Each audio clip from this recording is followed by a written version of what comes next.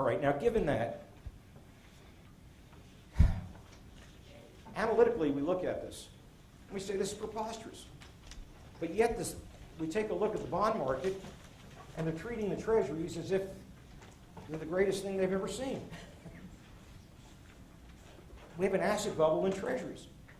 We have an asset bubble in the US dollar.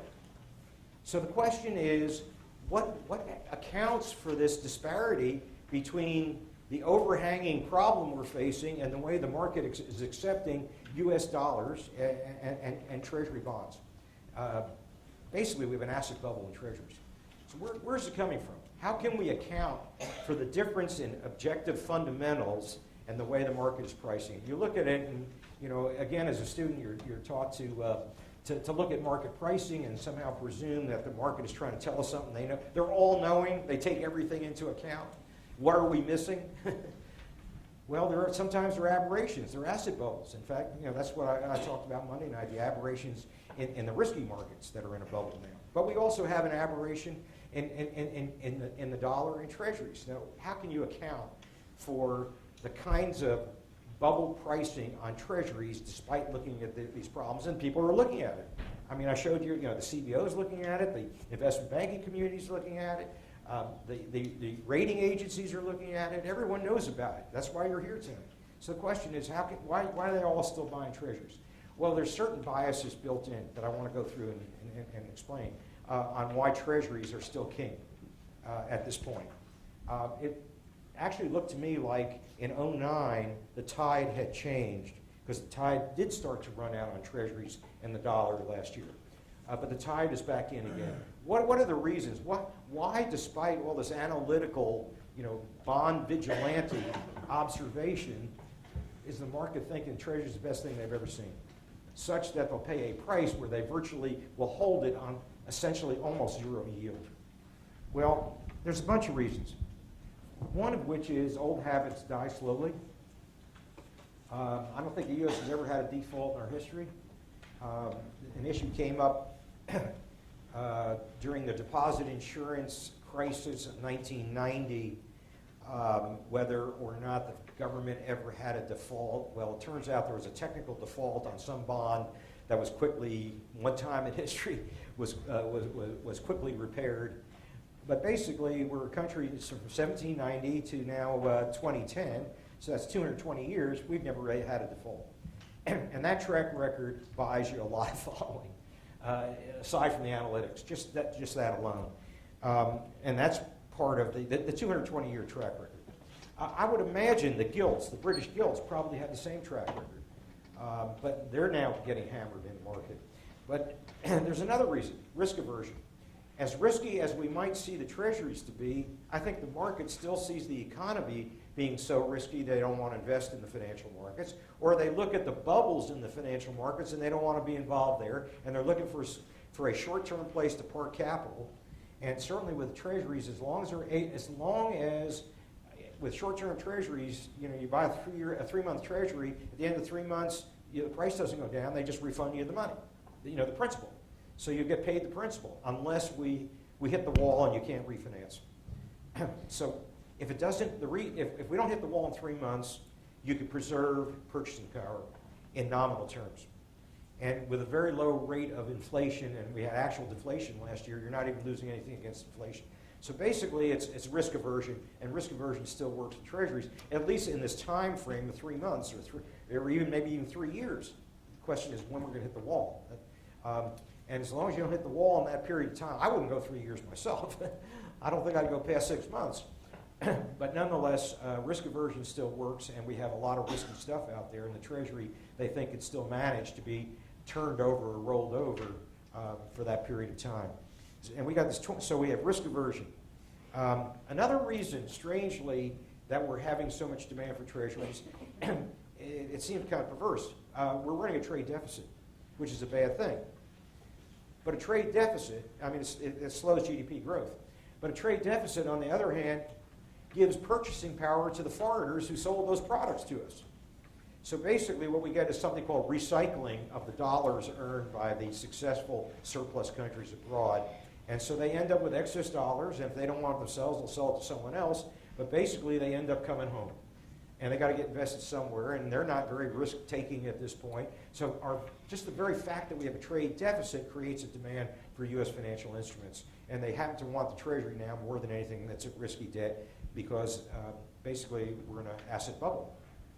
So then we also have another perverse thing happening. We're the reserve currency of the world. And the reserve currency of the world is for two reasons. One is, namely, transactions are conducted in dollars, so monies are deposited in U.S. banks for transaction reasons. Another is store of wealth reasons as reserve currency. So we have a lot of foreign capital here, and the question is, how long are we going to maintain the reserve currency status? And the only thing that I think keeps us in that position of being the reserve currency is there's no viable alternative, or few. The euro was developing as one. And as a matter of fact, the euro, when it came to market, I think it was, about 88 cents for a dollar? And it got up to $1.60, so it almost doubled. Now it's back down to, 135 or 136? Oh, it started over a dollar. Okay, thank you. It started over a dollar, and recently it's been 160, and that's back down. What is it now? 130s now? Low 130s? Something like that. But the point is, the euro was introduced as an alternative to the dollar. Basically, the size of the economy and the transactions on the market start to rival us. And one thing you have to have as reserve currency is a very deep and broad market to have liquidity. Other than that, we really don't have any other candidate except to possibly piece a bunch of them together into some kind of weighted basket.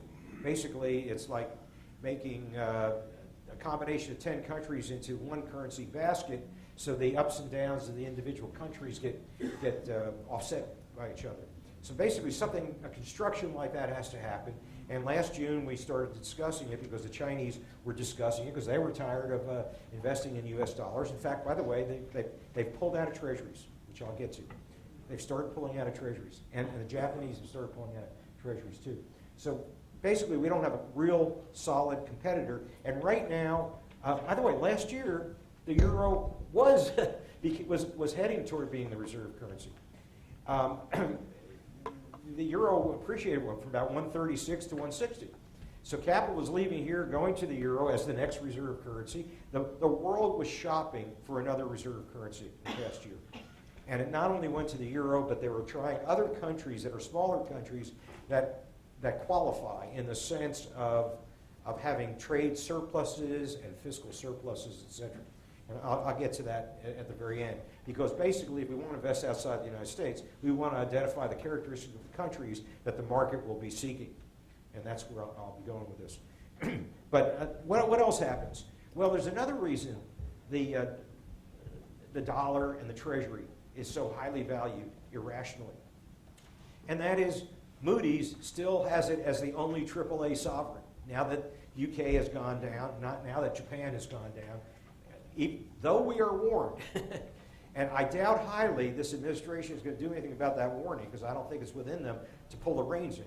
But the point is, we are now the only AAA, and that's very important because so much money gets invested and so much portfolio qualification of asset placement is what is the rating.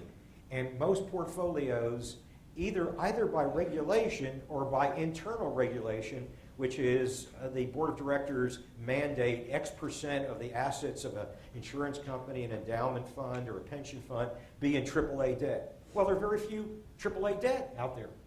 As a matter of fact, you take the Fortune 500, and I think the number last semester is we got down to 4 companies out of the Fortune 500 that have AAA debt. And now this is the only sovereign with AAA debt. And there's an awful lot of investment mandates, which is, the general instructions given to portfolio managers is to have X% of your portfolio in AAAs. So we're getting that benefit until they change those rules. And part of that is like insurance regulators are very big on that. And it also happens in another way. It's not just their sense of riskiness of what this pension fund or insurance company ought to be, shielded from by buying AAA, but there's also another factor. Pension funds, I think there's legislation that I think goes back 2 or 3 years now, where there was a mandate that pension funds match the duration of their liabilities, the outflows of the pension payments, the duration of the assets to the outflows of the liabilities.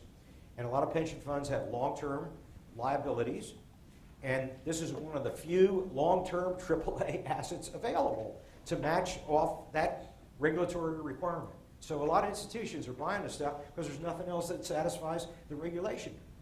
And some of it's industry regulation, and some of it's self-regulation of the entity by the standards the board of directors create for the portfolio managers.